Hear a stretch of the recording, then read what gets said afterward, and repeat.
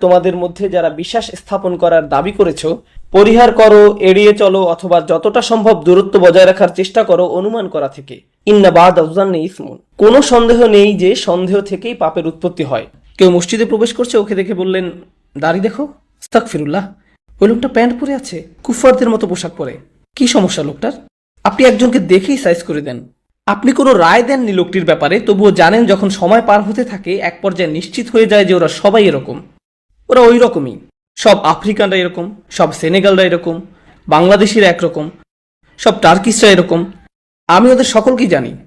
তুমি আসলে জানো না ওদেরকে। যে অংশটি এই খুতবাতে উপস্থাপন করা হচ্ছে তা হলো, ইয়া আইয়ুহাল্লাযীনা আমানু ইজতানিবু কাসীরাম মিনাজ যান্নি ইন্না বা'দা যান্নি ইসমুন।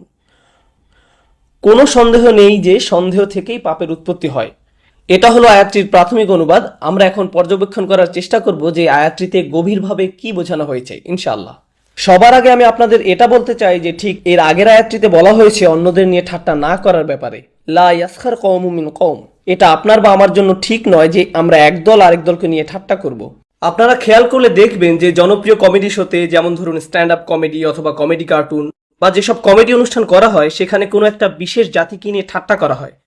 যেমন আরবদের কোনো প্রথা নিয়ে ঠাট্টা করা, অথবা মেক্সিকানদের নিয়ে ঠাট্টা, কোনো কালো বর্ণ বা সাদা বর্ণের লোকদের নিয়ে তামাশা করা, কিংবা এশিয়ান বা ইন্ডিয়ানদের নিয়ে তামাশা করা। তারা ব্যঙ্গ করে কিভাবে তারা কথা বলে, কিভাবে তারা পোশাক পরিধান করে, তা নিয়ে তারা তামাশা করে।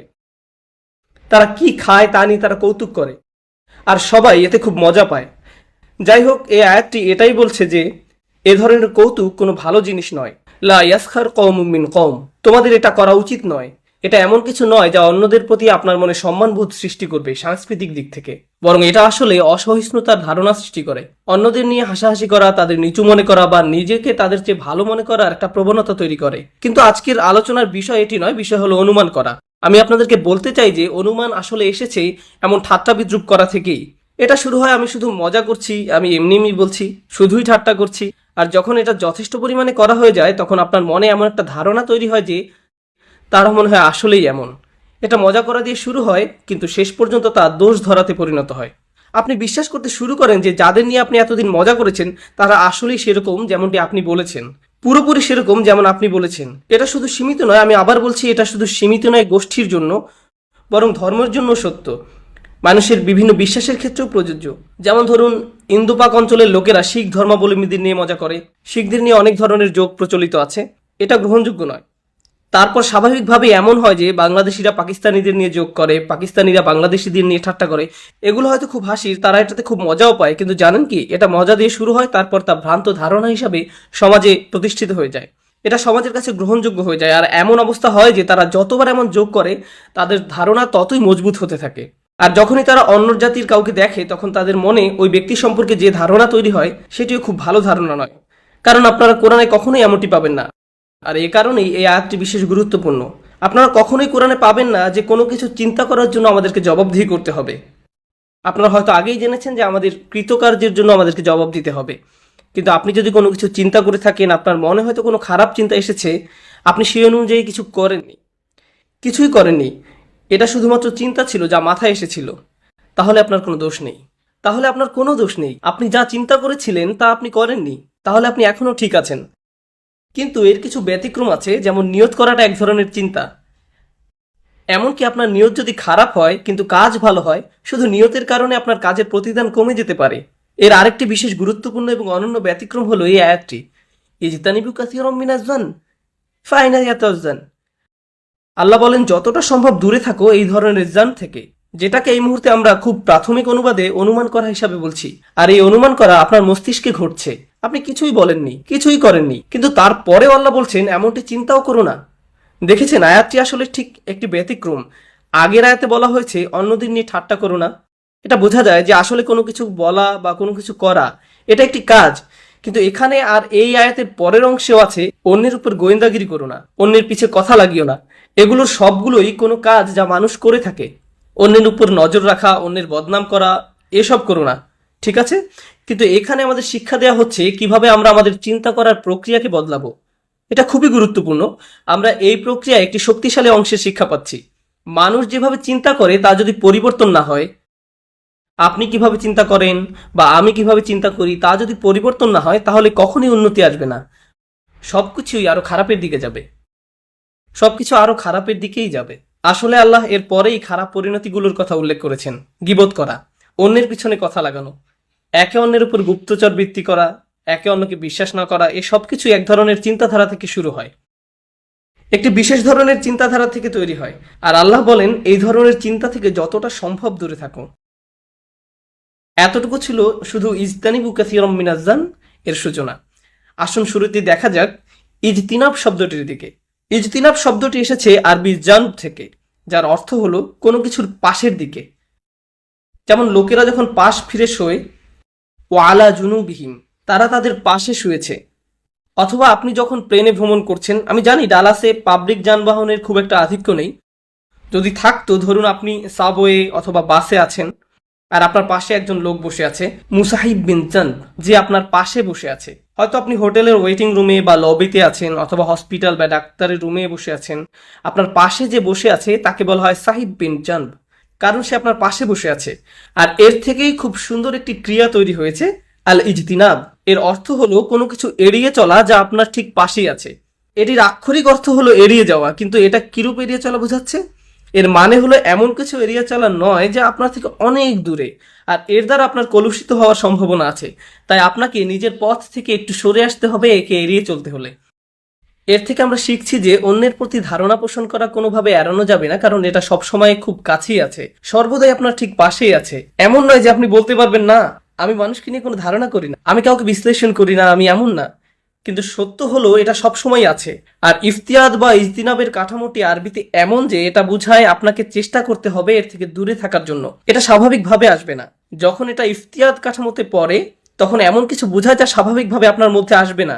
এটা এমন কিছু নয় যে আপনি চিন্তা করেই করে ফেলবেন, এর জন্য চেষ্টা প্রয়োজন। তার মানে আপনি আগে যদি করেও থাকেন তাতে এখন কিছু যায় আসে না, কারণ আপনাকে এখন চেষ্টা করতে হবে এটা না করার জন্য। এটা এমন কিছু নয় যা পরোক্ষভাবে আসে, এটা শ্বাস প্রশ্বাস নেওয়ার মতো নয়, এটা পরোক্ষ কিছু নয়। তাই ইজতিনাবু মানে হলো আল্লাহ আমাদেরকে যা থেকে দূরে থাকতে বলেছেন তা থেকে আপনাকে মনে মনে সতর্ক থাকতে হবে, আর আপনাকে বুঝতে হবে যে আপনি সর্বদাই একটা ভুল করে ফেলার মতো বিপদের মধ্যে আছেন। কেউ এটা মনে করতে পারবে না যে সে যথেষ্ট আত্মশুদ্ধি লাভ করেছে বা পবিত্রতা লাভ করেছে এই ভুল করা থেকে। যদি এমনটা না হতো তাহলে আল্লাহ খুব সহজে আমাদের বলতে পারতেন লা তাজুনব। এটা খুব সহজ একটা নির্দেশ। সবচেয়ে ভালো বক্তব্য হলো যখন কম বলা হয়, অনুমান করো না, লা তাজুনুব আম বাদিকুম বাদা, একে অন্যের প্রতি ধারণা পোষণ করো না। কিন্তু তিনি বলেছেন ইজতানিবু কাসীরাম মিনাজ-জান্নি। এটা আসলে ভাবকে আরো সম্প্রসারিত করে প্রচার করে। এটা শুধু অনুমান করো না, এর থেকে বেশি কিছু প্রকাশ করছে। এটা এড়িয়ে চলো, কারণ এটা সর্বদাই ঠিক তোমার পাশে থাকবে। এরপর তিনি যুক্ত করেছেন কাসীরন। এটাও খুবই আজব। যখন ইব্রাহিম আলাইহিসসালাম দোয়া করেছিলেন যে আমাদেরকে মূর্তি পূজা থেকে বিরত রাখুন, তিনি কিন্তু কাসীরন শব্দটি যুক্ত করেননি, আমাকে এবং আমার বংশধরদেরকে মূর্তি পূজা থেকে বিরত রাখুন। তিনি এমনটা বলেননি। ওয়াজতানিবুত তাগুত ইয়ামুরুনা সুবহানাহু ওয়া তাআলা ইয়াজ ওয়াজতানিবুত তাগুত, লাম ইয়াকুল আজতানিবু কাসীরান মিনাত তাগুত। তিনি বলেন ইজতানিবু কাসীরান। এমনকি সেখানেও তিনি বলেছেন আত-তাগুত, মিনাত তাগুত বলেননি। আর এখানে বলা হয়েছে মিনাজ-জান, যেটা এর অর্থকে আরো বেশি গুরুত্বপূর্ণ করে তোলে। মানে এটা আপনার এতই কাছে যে একে ঠেলে দূরে সরিয়ে রাখতে হবে, এবং এটা আপনাকে অনেকবার করতে হবে। সত্যি বলতে আমাদের প্রতিটি কথোপকথনই অন্যের প্রতি একটা ভ্রান্ত ধারণা তৈরি করার সম্ভাবনা রয়েছে। আপনাকে অবশ্যই এটা নিয়ে অনেক চিন্তা করতে হবে। আমাদেরকে আরো সতর্ক হতে হবে যদি আমরা এই নির্দেশ মেনে চলতে চাই। আসুন আমরা কিভাবে একে এড়িয়ে চলবো তা আলোচনা করার আগে জান শব্দটি নিয়ে অল্প কিছুক্ষণ সময় ব্যয় করি। জান মানে কি এবং এই আরবি ভাষার উৎস কি? এটাকে বলা হয়ে থাকে লুগাতুল আগদাদ। অন্যভাবে বলতে গেলে এর দ্বারা কোনো কিছুর প্রতি অনুমান করা বোঝায়। আর স্পষ্টতই আপনি যখন অনুমান করেন আপনি নিশ্চিতভাবেই তা জানেন না। আপনি জানেন না যে আপনি কি নিয়ে কথা বলছেন। কিন্তু জান বলতে এটাও বোঝায় যে আপনার অনুমান এমন এক পর্যায়ে পৌঁছেছে যে আপনি এতে নিশ্চিতভাবেই আপনার মনকে মানিয়ে নিয়েছেন। এটা আসলে দুটি অর্থকে একত্রে বোঝাচ্ছে। যেমন কোরআনে ভালো অর্থে এটাকে ব্যবহার করা হয়েছে, আল্লাযীনা ইয়াযুন্নুনা আন্নাহুম মুলাকু রাব্বিহিম ওয়া হুম লা ইউকিনুন। তারা নিশ্চিতভাবে বিশ্বাস করে যে তারা তাদের মালিকের দেখা পাবে। এটাও এক ধরনের দৃঢ় ধারণা। ঈমান গ্রহণের পূর্বে তাদের অনুমান ছিল আমি কি আমার মালিকের সাথে দেখা করতে পারবো, কি জানি সত্যি হলেও হতে পারে। কিন্তু ঈমান গ্রহণের পর এটা স্থায়ী হয়, এটা দৃঢ় বিশ্বাসে পরিণত হয়। আল্লাযীনা ইয়াযুন্নুনা আন্নাহুম মুলাকু রাব্বিহিম। বিপরীত দিকে আবার এমন মানুষও আছে যারা এমন বলে যে মৃত্যুর পর আমাদের জীবিত করা হবে না।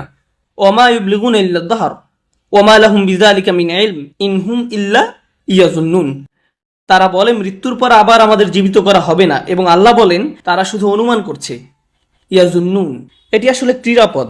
এখানে কি বলা হচ্ছে বিশেষ করে এই আয়াতে? এর অর্থ হলো প্রথমত আপনি কারো ব্যাপারে অনুমান করেছেন। আমি ওদের সকলকেই জানি, তুমি আসলে জানো না ওদেরকে, আমি জানি।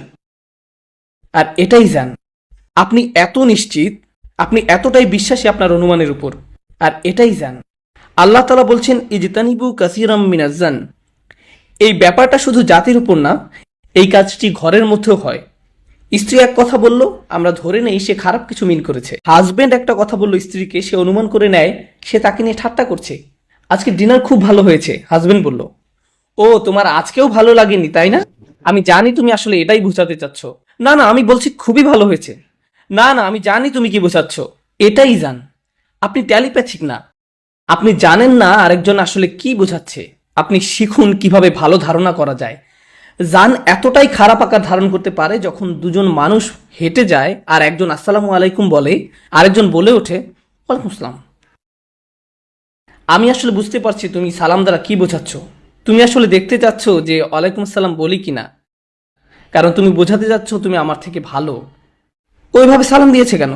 কি বলো, ও তো শুধু সালাম দিয়েছে। না না, ও কিরকম চোখে আমার দিকে তাকাচ্ছিল। আমি এর মানে বুঝি। শ্রোতাদের মধ্যে এমন কিছু মানুষ আছেন যারা ভাবছেন যে সে কেন আমার দিকে এইভাবে তাকাচ্ছে। কেউ কি তাকে আমার ব্যাপারে কিছু বলেছে? আমি এর আগেও একই ধরনের বিষয়ে খুতবা দিয়েছি, যেটা ছিল সুন্দরভাবে নম্রভাবে কথা বলা সম্পর্কে। ওয়াকুলু লিন্নাসি হুসনান। সম্পূর্ণ খুতবাটি ছিল নম্রভাবে কথা বলা নিয়ে, কারণ আমাদের এটাই দরকার। আমাদের সম্পূর্ণ আয়াতটির প্রয়োজন নেই, শুধু ওই অংশটুকুই জরুরি, কারণ আমরা তাতে খুবই দুর্বল।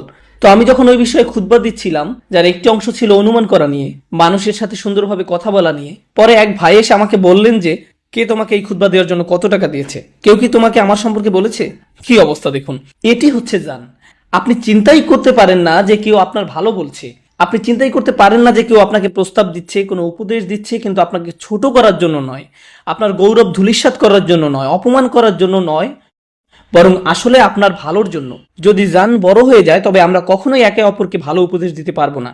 আমি আপনার নিকট একজন ভাই হিসাবে বলতে পারবো না যে আমি আপনার একটা বিষয় নিয়ে উদ্বিগ্ন, কারণ আপনি আমার ব্যাপারে এত বেশি অনুমান করে রেখেছেন যে আপনি আমার উপদেশ নিতে প্রস্তুত নন। আপনি ভাববেন যে আমার হয়তো অন্য কোনো উদ্দেশ্য আছে, আর আপনি তখন তা গ্রহণ করবেন না।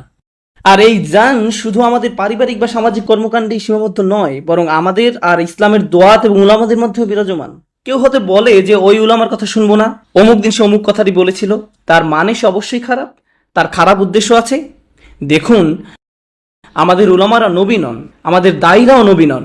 আল্লাহ রসুল সাল্লাল্লাহু আলাইহি সাল্লামের পরে যে কোনো ব্যক্তিই তার বক্তব্যে ভুল করতে পারে, কারণ তারা সকলেই সাধারণ মানুষ। সব সময় এই সম্ভাবনা আছে যে কোনো স্কলার হয়তো কোনো কিছু বলবেন আর সেটা সম্পূর্ণ সঠিক হবে না, অথবা আপনি তার সাথে একমত হতে পারছেন না। যদিও আপনি স্কলার নন, তারপরও আপনি তার একটি কথার সাথে একমত নন। তার মানে এই না যে তারা যত ভালো কাজ করেছে অথবা ভবিষ্যতে করবে সবই বৃথা গেল। আপনি শুধু তাদের একটি কথার কারণেই তাদের তাচ্ছিল্য করতে পারেন না, কোনোভাবেই পারেন না। যদি এমনটা আপনার বা আমার সাথে ঘটতো, ভাবুন যে আমি একটি কথা বলেছিলাম 5 বছর আগে, আর কেউ একজন সেটি মনে রেখেছে আর আমার আর কোনো কথারই মূল্য দিচ্ছে না। অথবা হয়তো আপনি আমার বন্ধুকে কোনো কিছু বলেছিলেন। আমরা সবাই ভুল করি, কারণ আমরা সাধারণ মানুষ।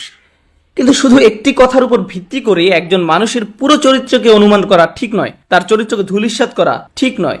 এরপর আবার অনেকে এমনও আছেন যারা ইসলামিক লেকচার শোনেন না, বই পড়েন না, দার্স শোনেন না। তারা শুধু লেকচারের সময় অপেক্ষা করেন এমন কিছুর জন্য যা তারা আক্রমণ করতে পারেন। ও, সেই কথা বলেছে, এই কথা, আচ্ছা আচ্ছা, মানে তারা ধারণা নিয়ে এখানে এসেছেন। তাদের আসার কথা ছিল আল্লাহর নৈকট্য লাভের জন্য, অথচ তাদের একমাত্র উদ্দেশ্য হলো ধারণা। আমি এই অংশটা নিব, এরপর এটা থেকে ভিডিও বানাবো, তারপর এর বিরুদ্ধে লিখবো, তারপর এটা করব। আল্লাহু আকবার। আপনার সমস্যা কি? আপনার কি এর চেয়ে ভালো কিছু করার নেই? এত ধারণা কেন? এত সন্দেহ কেন? কেন অন্য কি ভুল বলল তা খুঁজছেন? আমরা নিজেদের দোষ খুঁজতে এতটাই ব্যস্ত যে নিজেদের মধ্যে ভালো কিছু করার সময় নেই। আমাদের উম্মার সবাইকে আল্লাহর কিতাব নিয়ে এতটাই বোদ্ধা হয়ে গিয়েছে যে আমাদের এখন খুঁজতে হবে আপনি কি ভুল বললেন, আমি কি ভুল বললাম, আর অন্যরা কি ভুল বলল। আমাদের এইসব করার সময় নেই, এর পিছনে শ্রম ব্যয় করার কোনো মানে নেই, চেষ্টা করার কোনো লাভও নেই। আল্লাহর বাণী প্রচার করার বদলে আমরা নিজেদের জুনুন নিয়েই মগ্ন, আমরা এসব নিয়েই ব্যস্ত। এজন্যই আল্লাহ বলেছেন ইজতানিবু কাসীরাম মিনাজ জান। তিনি বলেন, নিঃসন্দেহে, কোনো সন্দেহ নাই, এটা পরিহাসের ভাবে আল্লাহ বলছেন, প্রথমত অনুমান হলো এমন কিছু যা তুমি শুরুতে সন্দেহ করেছিলে, কিন্তু ধীরে ধীরে তা মনে গেঁথে গেল। তাহলে আমি এখন এমন কিছু বলি যাতে কোনো সন্দেহ নেই, অনুমানের পর একটি জিনিস অবশ্যই আসবে, ইসম আসবে। আরবি ভাষায় ইসম এর প্রচলিত মানে হলো পাপ, কিন্তু কোরআনে পাপ বলতে জুনাহ, হারাজ সহ আরো অনেক শব্দ ব্যবহার করা হয়েছে, জানব শব্দ ব্যবহার করা হয়েছে, এমন অনেক শব্দ ব্যবহার করা হয়েছে। তাহলে ইসমের বিশেষ অর্থটি কি? এর কয়েকটি অর্থ আছে। পুরনো দিনে আরবি কবিরা তাদের কবিতায় জুয়া খেলা বোঝাতেও কখনো ইসম শব্দ ব্যবহার করতেন। হিমার বা জুয়া খেলার বদলে তারা ইসম শব্দ ব্যবহার করতেন। তারা শব্দ দুইটি একে অন্যের পরিবর্তে ব্যবহার করতেন। অন্যভাবে বলা যায়, আপনি আসলে জুয়া খেলেছেন। যখন আপনি অনুমান করেছেন আপনি জুয়া খেলেছেন, আপনি হয়তো সঠিক, কিন্তু আপনি ভুলও হতে পারেন। আর আমাদের দিনে যদি কোনো কিছু স্পষ্টতই খারাপ থেকে থাকে তা হলো জুয়া খেলা। কবিরা আরও একটি ক্ষেত্রে ইসম বা পাপ শব্দটি ব্যবহার করতেন, সেটি হলো অ্যালকোহল বা মদের পরিবর্তে। আমরা মদ খেয়েছিলাম, এর পরিবর্তে তারা বলতো আমরা ইসম পান করেছিলাম। মানে অন্যের প্রতি ধারণা করা এমন অবস্থায় যেতে পারে যে আপনি এতে মাতালের মতো হয়ে উঠবেন, আপনি আর ঠিক মতো চিন্তা করতে পারবেন না। মাতালরা যেমন উল্টাপাল্টা কাজ করে বা উল্টাপাল্টা কথা বলে, আর যারা মানসিকভাবে এমন হয়ে যায় তারা মাতালের মতোই হয়ে যায়, তারা যেন এতে নেশাগ্রস্ত হয়ে পড়ে। এমনই হয় তাদের সাথে। ইন্না বাদাল জান্নি ইসম আল ইসম বিমা লা জাযাআ কাযালিক। ইসম শব্দটি ক্ষতিপূরণ অর্থ ব্যবহার করা হয়, মানে এটা যেমন তেমন কোনো পাপ নয়, এটা এমন পাপ যার জন্য আপনাকে ক্ষতিপূরণ দিতে হবে। আপনি এর মূল্য দিবেন আর বাকিরা এর প্রতিফলন দেখবে। এটা এমন নয় যে ফেরেশতারা লিখে নিল, কেউ দেখলো না, শুধু শেষ বিচারের দিন তা দেখা যাবে। না, আপনি এই দুনিয়াতেই এর কুপ্রভাব দেখতে পাবেন। আপনি এখানেই অনুমান করার কুপ্রভাব দেখবেন। ভ্রাতৃত্ব নষ্ট হবে, সংসারে ফাটল দেখা দিবে, কারণ লোকজন অনুমান করে যে অন্যের মনে কি আছে। পুরো জাতি হয়তো যুদ্ধের জন্য প্রস্তুত হবে কোনো একটা অনুমানের কারণে। কতগুলো রাজনৈতিক স্ক্যান্ডাল হয়েছে অনুমানের উপর ভিত্তি করে। কোন একটা গুজব রটলো অমুক নেতা এই কাজ করেছে, কোনো প্রমাণ নেই, কিন্তু মানুষ এর মধ্যেই রাস্তায় মারামারি শুরু করে দিল, মানুষ মরতে শুরু করলো, ব্যবসা বাণিজ্যের ক্ষতি হলো, কিন্তু কোনো দেশের তাতে কিছু যায় আসে না। আসল কথা হলো, গুজবের উপর ভিত্তি করে, একটি জানের উপর ভিত্তি করে কিছু মানুষ মারা গেল। এটা কতটা গুরুতর তাহলে? এটা শুধু ব্যক্তিগত বা সামাজিক ক্ষতিই করে না, পুরো দেশ ধ্বংস করতে পারে, পুরো জাতিকে শেষ করে দিতে পারে। উদাহরণ হিসাবে বলা যায়, আমরা অনুমানের উপর ভিত্তি করে যে যুদ্ধে গিয়েছিলাম তার কথা। আমরা এই অনুমান প্রচার করেছিলাম যে সেখানে মরণাস্ত্র আছে, তাই না? কিন্তু এখন সবাই জানে আসলে কিছুই ছিল না, সবাই জানে। এটা কোনো গোপন খবর না, অথচ কত মিলিয়ন মানুষ মারা গেল এই অনুমানের কারণে। ইজতানিবু কাসীরাম মিনাজ জান্নি। এটা শুধু মুসলমানদের জন্যই না, বরং সমগ্র মানব জাতির জন্য উপদেশ। এ কারণেই পরের আয়াতে আল্লাহ বলেননি ইয়া আইয়ুহাল্লাযীনা আমানু, তিনি বলেছেন ইয়া আইয়ুহান নাস ইন্না খালাকনাকুম মিন যাকারিন ওয়া উনসা। হে মানবকুল, আমি তোমাদের জাতি ও গোত্রে বিভক্ত করেছি, আমি তোমাদের বিভিন্ন জাতি, ভাষা ও সংস্কৃতিতে ভাগ করেছি, এই জন্য যেন তোমরা একজন আরেকজনকে চিনতে পারো। এই জন্য নয় যে তোমরা একে অপরকে নিয়ে ঠাট্টা করবে, অনুমান করবে। এটা বিভিন্ন জাতি তৈরির কারণ ছিল না। তোমরা বুঝতেই পারোনি আমি কেন তোমাদের এভাবে সৃষ্টি করেছি। আমরা কেন ভিন্ন আপনারা এর গুরুত্ব ধরতে পারেননি। আর এটা বলা হয়েছে সমগ্র মানব জাতিকে। কিন্তু এর পূর্বে তিনি বলেছেন ইয়া আইয়ুহাল্লাযীনা আমানু ইজতানিবু কাসীরাম মিনাজ জান্নি। কেন তিনি এটা বললেন? এতে কি শেখার আছে? সমগ্র মানব জাতিকে উদ্দেশ্য করার আগে তিনি বিশ্বাসীদের উদ্দেশ্য করেছেন, কারণ মুসলিমদের অন্যদের জন্য উদাহরণ হতে হবে। কিভাবে ভ্রান্ত ধারণা থেকে দূরে থাকা যায়, কিভাবে অন্যদের নিয়ে ঠাট্টা করা যাবে না, কিভাবে অনুমান করা থেকে দূরে থাকতে হয়, কিভাবে সুসম্পর্ক রাখতে হয়, কিভাবে সন্দেহ থেকে দূরে থাকতে হয়। পুরোপুরি পরিষ্কার প্রমাণ ছাড়া কোনো কিছুই মতামত দিবেন না। যতক্ষণ সব পরিষ্কার না হচ্ছে আপনি কোনো মতামত দিবেন না, কোনো কিছু বলবেন না। আমি বলার জন্য যথেষ্ট জানি না, এখানেই থেমে যান। কেউ আপনার মতামত চাইলো, আপনি এই ইমামের ব্যাপারে কি ভাবেন, ওই লোকটির ব্যাপারে কি ভাবেন, তার ব্যাপারে কি ভাবেন। আমি যথেষ্ট জানি না, কিন্তু মনে হয় খুব একটা ভালো না। না না, আমি যথেষ্ট জানি না, এখানেই শেষ, আর কিছু বলার নেই। আমি মনে করি যে লোকটি ভালো, আমি প্রায় নিশ্চিত যে সে ভালো। আর কিছু না হোক, জিদনি আখি কাউজরান, নিজের ভাইয়ের জন্য অজুহাত বের করুন। যদি আপনি যথেষ্ট না জানেন, বলবেন না যে আমি শুধু শুনেছি। ইজা কিলা ওয়াকল, যখন আপনি কোনো কিছু শুনে সেটা প্রচার করেন, তা আমাদের নবী সাল্লাল্লাহু আলাইহি সাল্লামের শিক্ষার বিরোধী। তাই আপনি যখন বলেন আমি শুনেছি আর এরপর তা প্রচার করেন, আপনি আসলে নবী সাল্লাল্লাহু আলাইহি সাল্লামের আদেশ অমান্য করলেন। আপনি যখন ভাবছেন আমি কি শুনছি, না থাক, আমি কিছু শুনিনি, অন্য কেউ ছিল, আলাপের বিষয় পরিবর্তন করুন। এটা শেষ করবেন না, কারণ এটা ধারণারই এক রূপ। কারণ এর থেকে হয়ে এটা এমন পর্যায়ে যায় যে মানুষ নানা ধরনের অনুমান শুরু করে দেয়। তারপর তারা এর উপর ভিত্তি করে সিদ্ধান্ত নেওয়া শুরু করে। আমাদের এমন জাতি হতে হবে যারা সঠিক তথ্য খুঁজবে, যতক্ষণ পর্যন্ত না তা পুরোপুরি নিশ্চিত হচ্ছে। পুরোপুরি নিশ্চিত না হলে আপনার কোনো পদক্ষেপ নেওয়ার দরকার নেই। আমরা কখনোই অগ্রসর হব না। আমাদের পরিবারে, কর্মক্ষেত্রে, সমাজে, এমনকি খবরের ক্ষেত্রে প্রয়োগ করতে হবে। কখনো আমরা খবরে কিছু একটা শুনি, ভাবি এটাই সত্য। উদ্দেশ্য, কোনো মানুষ বা ঘটনা নিয়ে কোনো কিছু মতামত দেওয়ার আগে আরও গভীর ও সঠিক অনুসন্ধান হওয়া উচিত। আমাদের আরও বিবেচক হতে হবে। ইনজা আকুম ফাসিকুন বিমা ইন ফাতাবাইয়ানু, কোনো খবর তাদের কাছে আসলে তারা বিবেচনা করে। কোনো খবর শুধু শুনলেই হবে না। ফাতাবাইয়াকু ফাতাসাব্বাতু বিকারাউকা, আরো গভীর ও সঠিক অনুসন্ধান হওয়া উচিত। আমাদের আরো বিবেচক হতে হবে। ইনজা আকুম ফাসিকুন ফাতাবাইয়ানু, কোনো তথ্য তাদের কাছে আসলে তারা তা বিবেচনা করে। কোনো খবর শুধু শুনলেই হবে না, যতক্ষণ পর্যন্ত পুরোপুরি নিশ্চিত না হওয়া যাচ্ছে কোনো মতামত দিবেন না, অনুমান করবেন না। আল্লাহ আমাদের এই নীতিতে চলার তৌফিক দান করুন। আজকে আমাদের নিজেদের পরিবারের আর সমাজের যে অবস্থা, এটা মেনে চললে তার থেকে অনেক ভালো হবে। আল্লাহ আমাদের অন্যের দোষ খোঁজা থেকে বিরত রাখুন, অন্যের প্রতি আন্তরিকতা দান করুন, ভালোবাসা দান করুন। আল্লাহ এই দিনের মাধ্যমে আমাদের এক উম্মাহ হওয়ার তৌফিক দান করুন। আমাদের হৃদয়ের বন্ধন দৃঢ় করে দিন।